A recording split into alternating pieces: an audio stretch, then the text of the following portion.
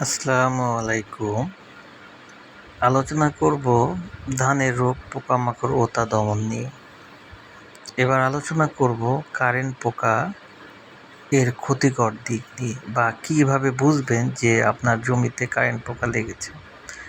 যদি আপনার জমিতে দেখেন কোথাও ডেবে গেছে, একদম শুকনা খড়ের মতো হয়ে গেছে এবং দেখবেন পচন একটা গন্ধ চলে আসবে, তখন বুঝবেন যে কারেন্ট পোকা অলরেডি আপনার জমিতে অ্যাটাক করেছে বা আক্রমণ করেছে। কারেন্ট পোকা খুব দ্রুত ছড়ায়।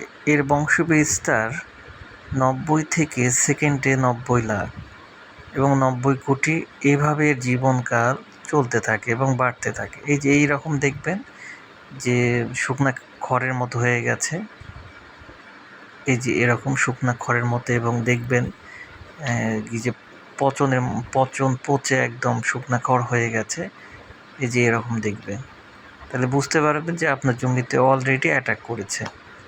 সেক্ষেত্রে আপনি যতই ওষুধ স্প্রে করেন না কেন, এর আপনি ভালো উপকার পাবেন না। কারণ কারেন্ট পোকা যখন কোনো জমিতে অ্যাটাক করে, যদি প্রাথমিক অবস্থায় স্প্রে করা যায় সেক্ষেত্রে এটা দমন করা সম্ভব।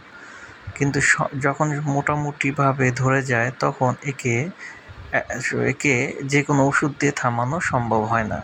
সেক্ষেত্রে আপনার প্রতি বছরই লক্ষ্য রাখবেন, বালি গামড় হওয়ার পর অবশ্যই ওই সময় ওই পর্যায়ে কারেন্ট পোকার স্প্রে দিবেন।